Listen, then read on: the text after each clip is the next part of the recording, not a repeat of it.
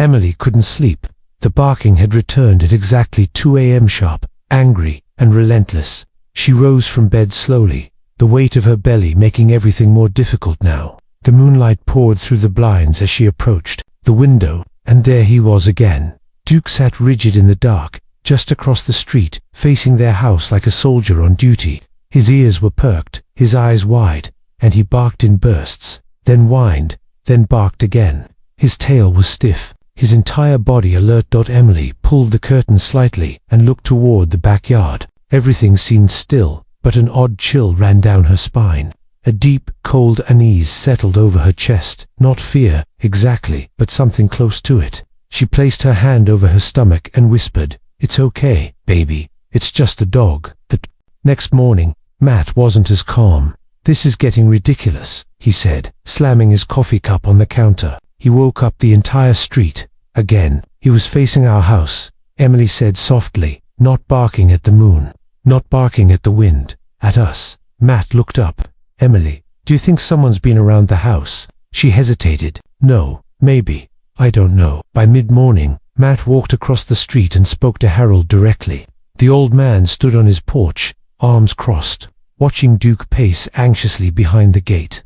"I'm sorry about the noise," Harold said, before Matt even opened his mouth. "He's never been like this before. But I swear, every time your wife comes around, he starts losing it." Matt tried to laugh, but there was no humor in his voice. "It's making Emily nervous." "I understand," Harold replied, lowering his voice, "but I don't think he's doing it to her. I think he's doing it for her." Matt tilted his head. "What do you mean? I've had Duke for over 10 years. He's never barked like this, not even during thunderstorms or fireworks. But this, it's like he's trying to say something."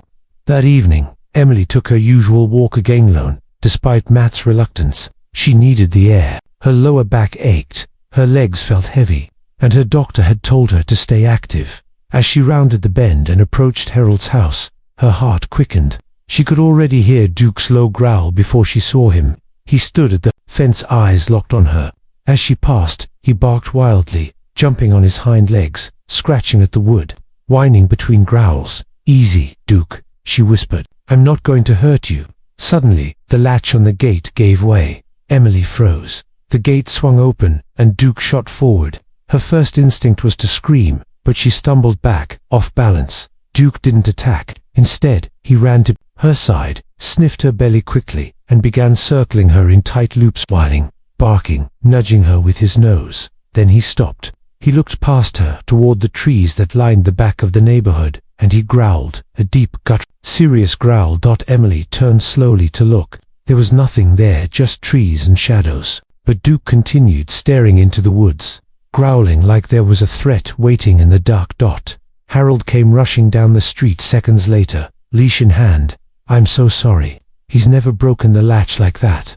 Emily didn't speak. She kept her eyes on the tree line. That night, she stayed in bed with the lights on, and when Duke barked again at 2:08 a.m., she didn't go to the window. She was already awake, sitting up, heart racing. Something wasn't right, and Duke knew it. Emily didn't go on her usual walk the next day.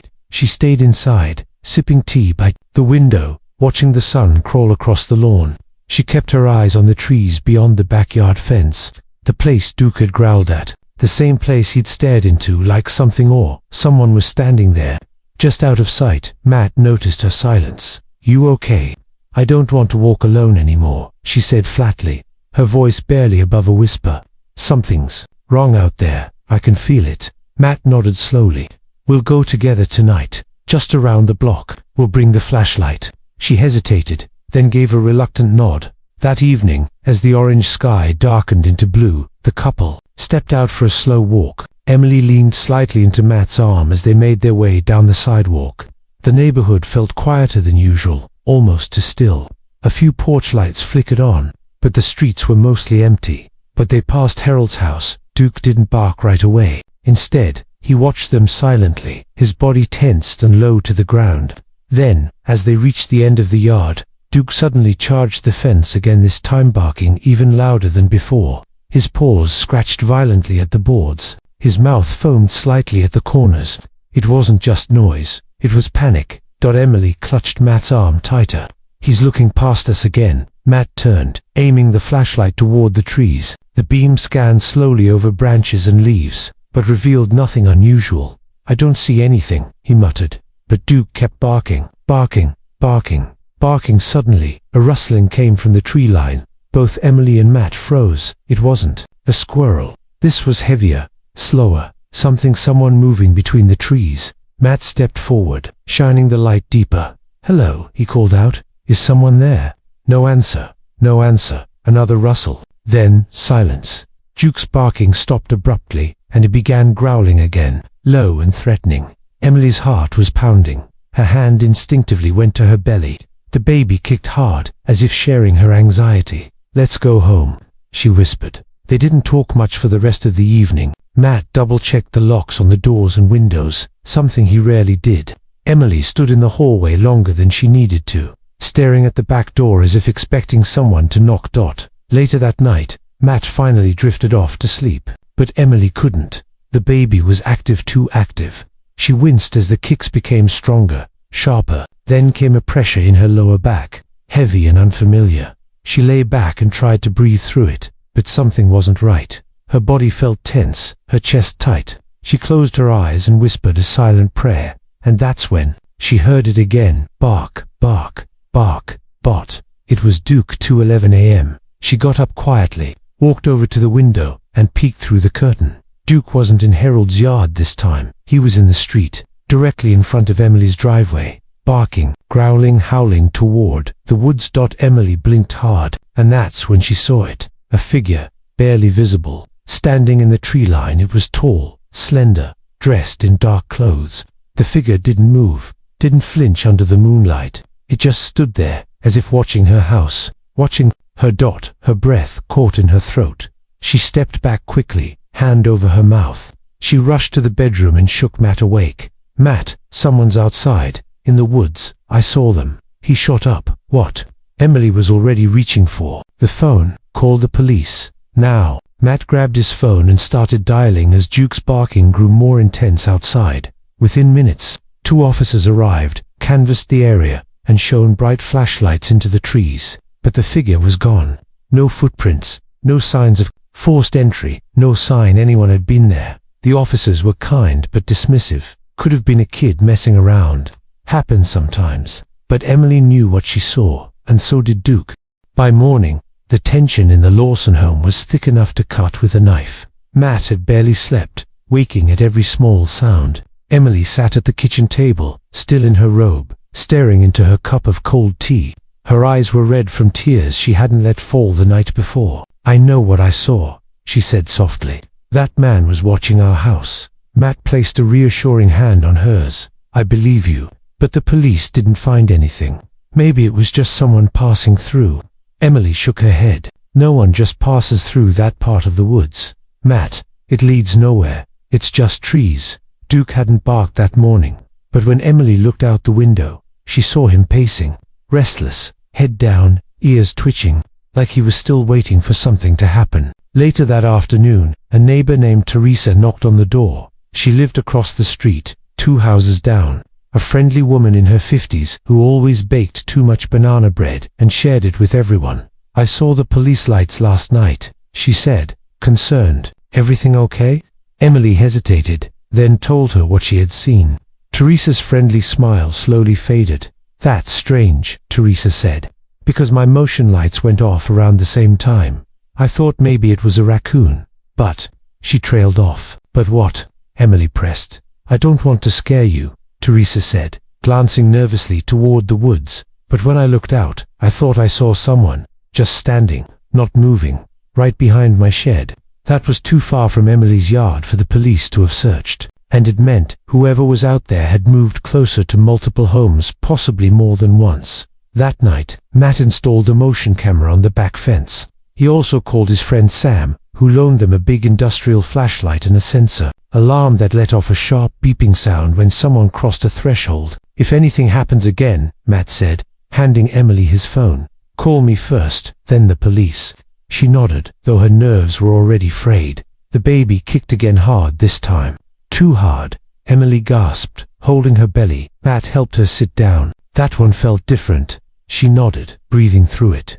Like pressure. Sharp. He frowned. We'll mention it to your doctor, just in case.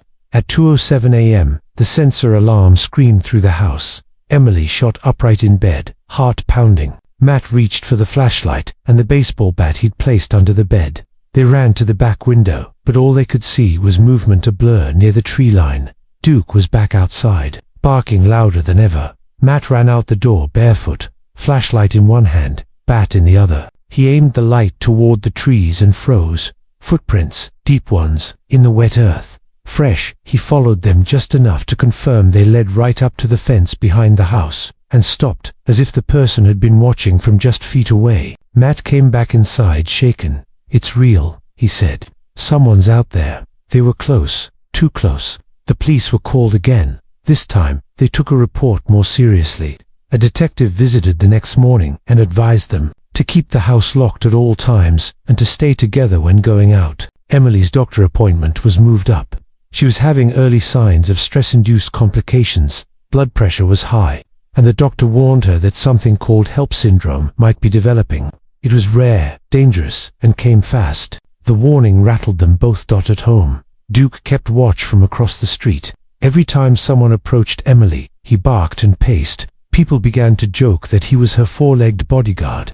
But Emily no longer laughed. She was starting to understand something no one else did. Duke wasn't barking at her, he was barking for her. The days that followed were filled with unease. Emily barely left the house except for doctor's appointments. Matt stayed by her side, watching the door and windows like a hawk. Duke remained a constant presence across the street, his golden coat shining under the streetlights as he never stopped pacing, barking, and watching. One evening, just as the sun was dipping below the horizon, Emily insisted on going for a short walk. She felt the tightness in her chest grow worse each day and feared it was just anxiety.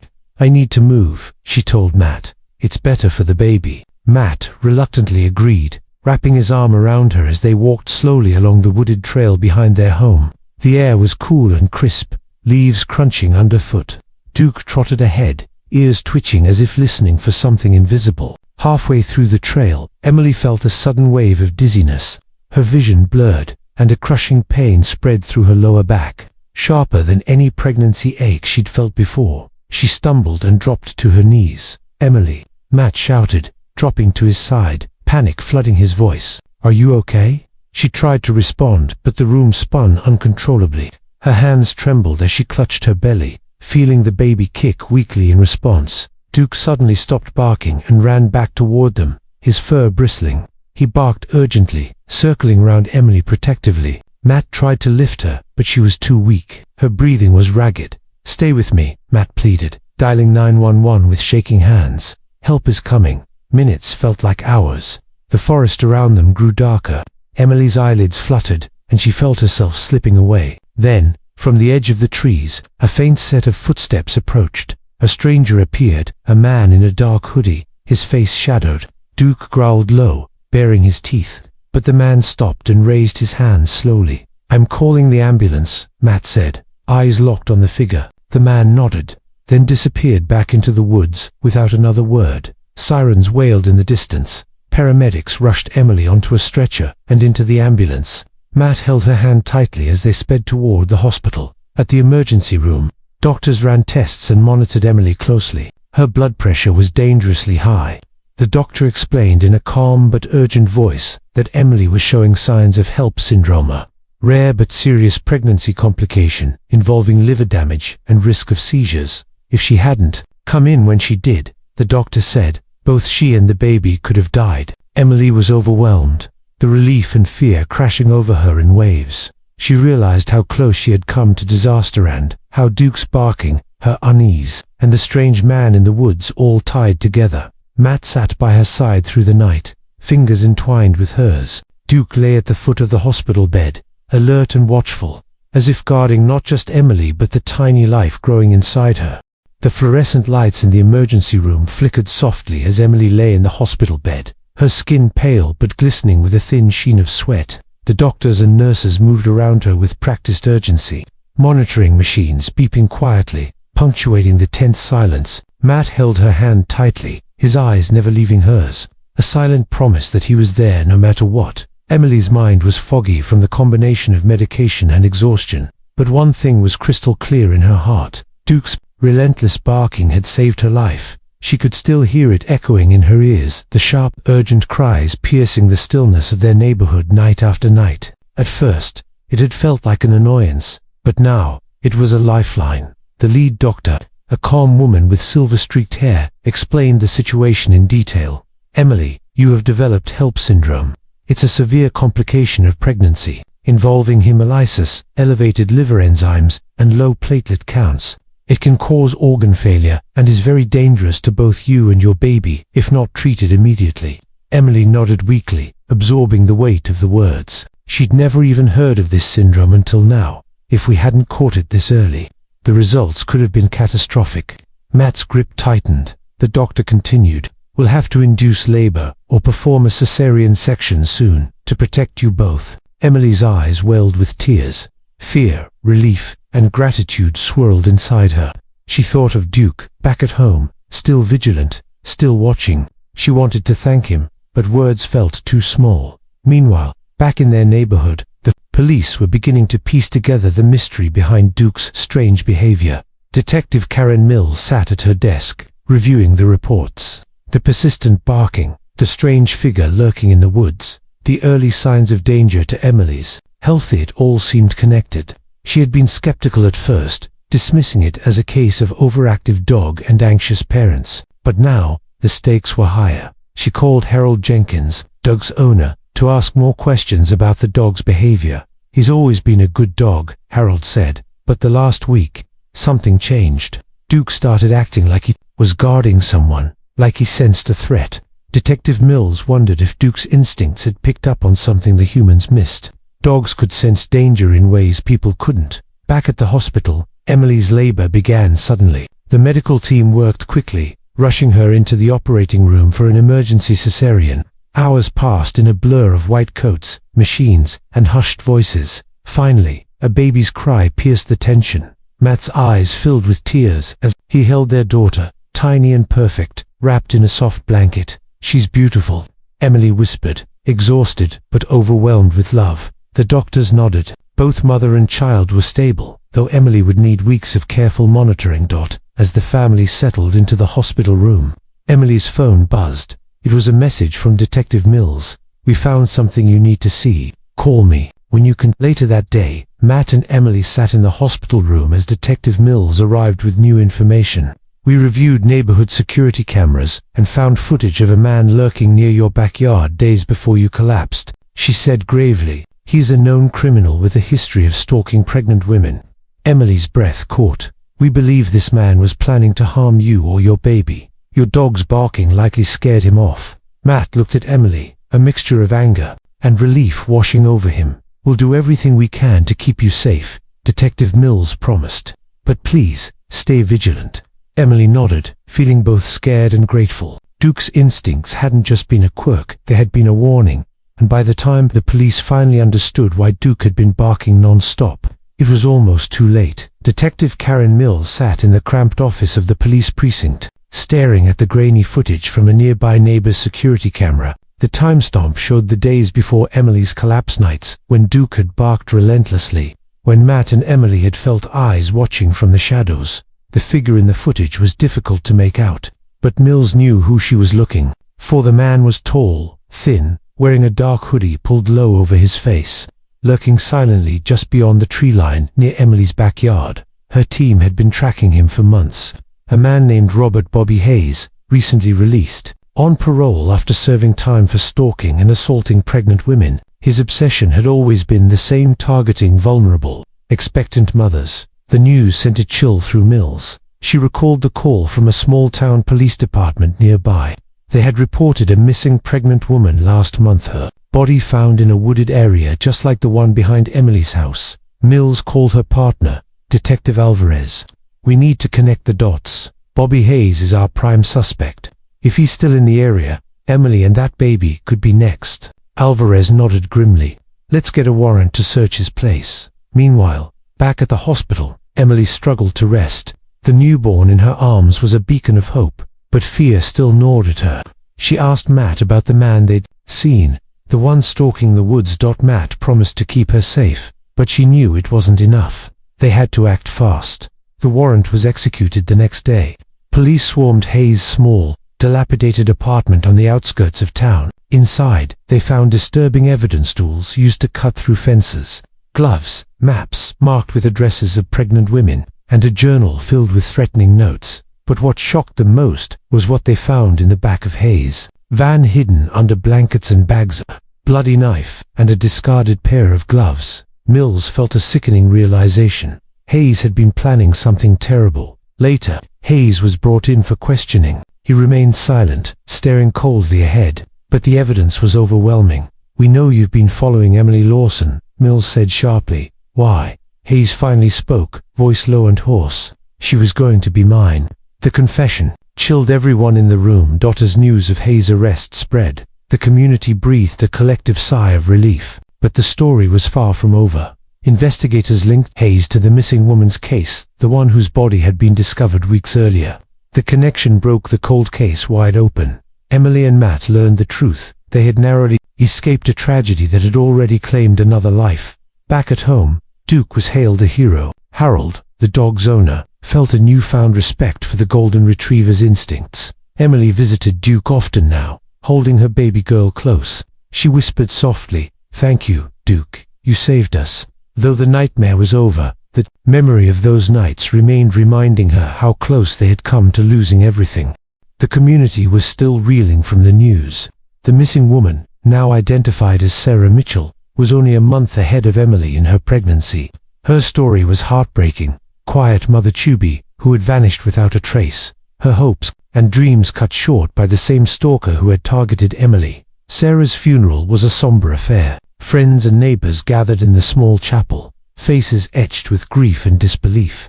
Emily and Matt attended, clutching their newborn daughter, Hope, wrapped tightly in a soft blanket. The weight of survival was heavy on Emily's shoulders. She couldn't stop thinking about Sarah, about how close she had come to the same fate. "It's haunting," Emily whispered to Matt as they sat quietly. "I kept thinking, what if Duke hadn't barked? What if I hadn't listened?" Matt squeezed her hand. "You saved yourself and Hope, and maybe now, others will be safer because of it." Detective Mills had arranged for extra patrols in the neighborhood.